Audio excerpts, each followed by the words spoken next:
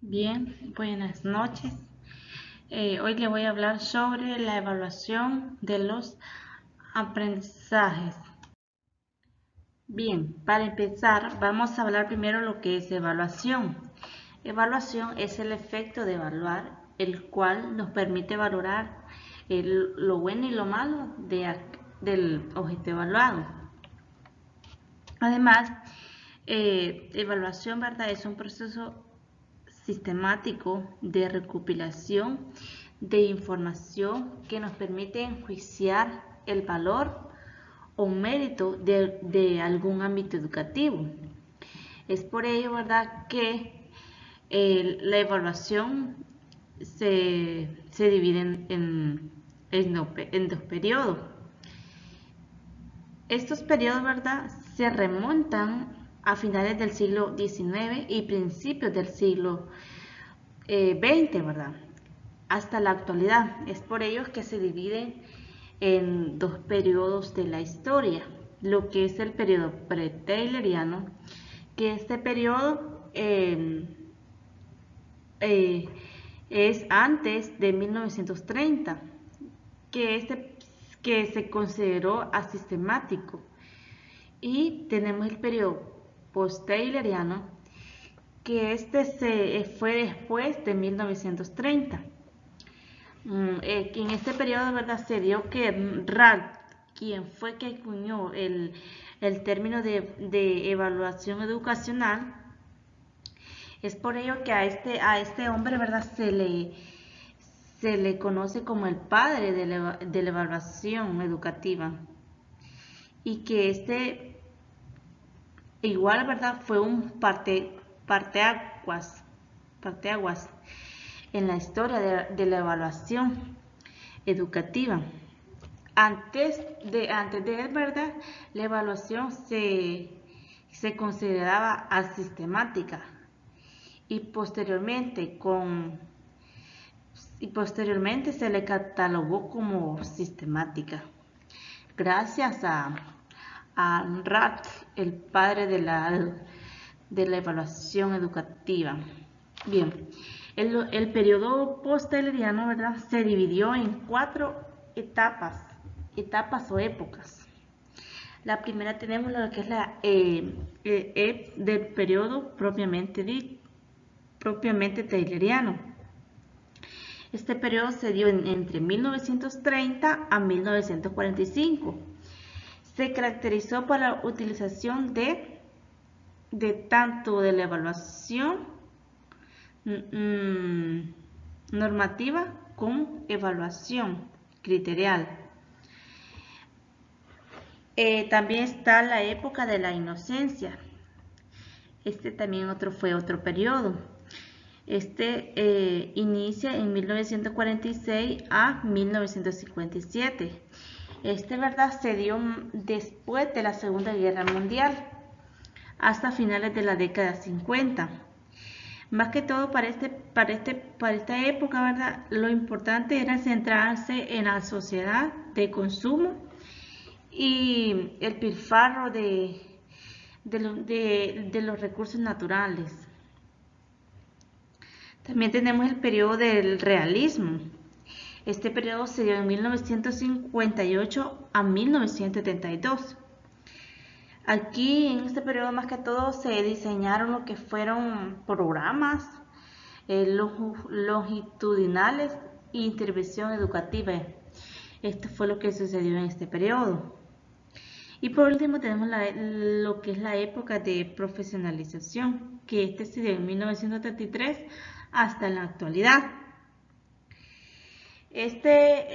Más que todo, ¿verdad?, al inicio de la década 1970, marcó el principio de la época profesional de la evaluación educativa.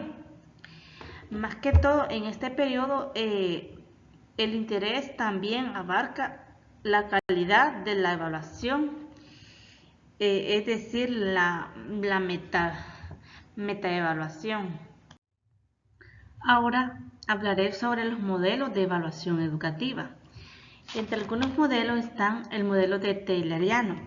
Este modelo está orientado más que todo a los objetivos y el cual constituye el primer modelo de evaluación educativa. Este modelo, ¿verdad?, consiste más que todo en comparar los objetivos de los resultados con los objetivos de comportamiento que se diseñaron. También tenemos el modelo del científico Schussmann.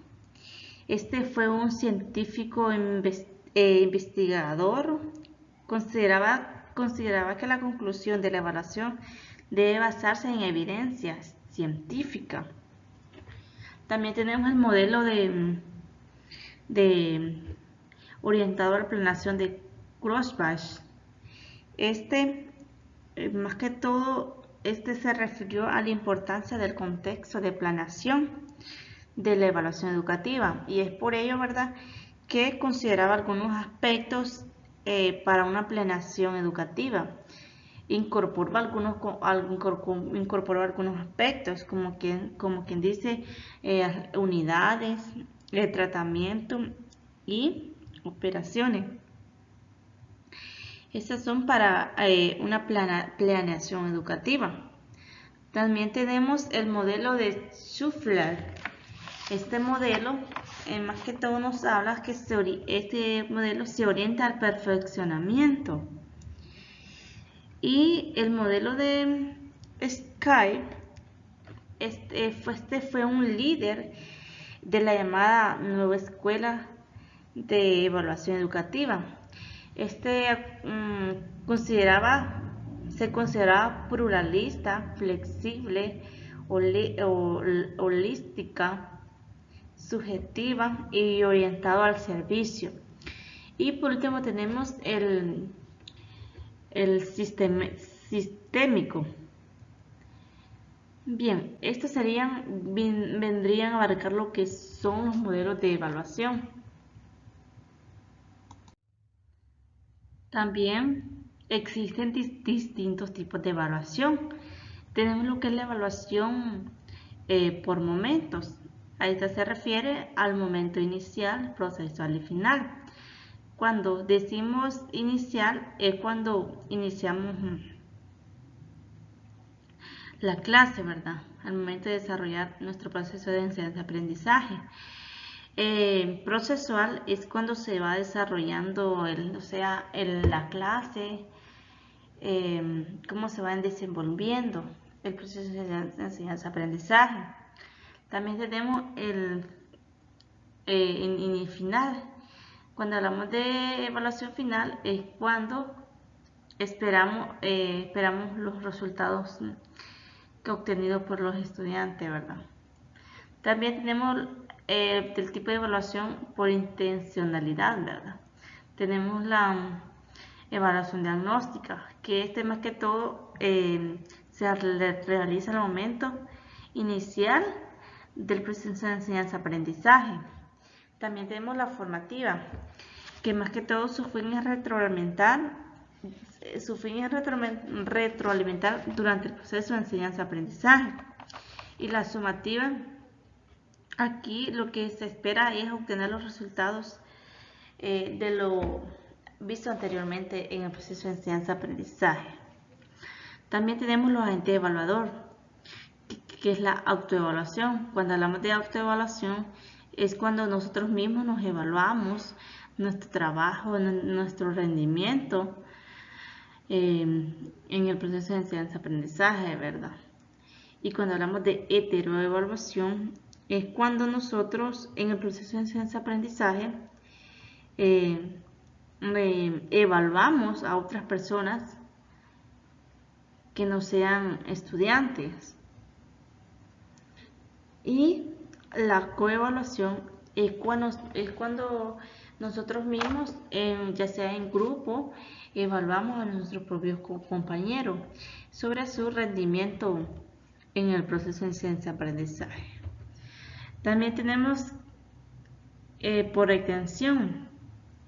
Cuando hablamos de global, nos referimos que abarca los aprendizajes esperados y los criterios a evaluar con las distintas asignaturas y bloques. Y cuando hablamos de parcial, más que todo se centra en parte de los aprendizajes que se esperan que logren los estudiantes en el proceso de enseñanza-aprendizaje.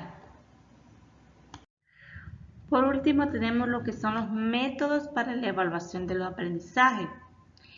Entre algunos métodos tenemos lo que es la observación, que la observación no solo es mirar, sino que se realiza una serie de acciones por las cuales pretendemos aclarar el acto de observar.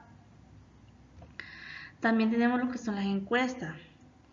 Estas encuestas son consideradas como una metodología científica, pero con diferentes objetivos y bases. Las encuestas pueden ser descriptivas o explicativas. Tenemos también lo que es la entrevista, ¿verdad? Que la entrevista puede ser estructurada y no estructurada. Cuando hablamos no estructurada es que no cuenta con una estructura, También tenemos lo que son los portafolios, ¿verdad? Los portafolios son una herramienta muy importante son una herramienta muy importante en nuestro proceso de enseñanza-aprendizaje porque podemos ir agregando todos los trabajos realizados durante el periodo académico. E igual, algunos recursos que nos plantea el autor del libro, que tenemos lo que las tareas, también son muy importantes, son recursos muy importantes para la evaluación porque así medimos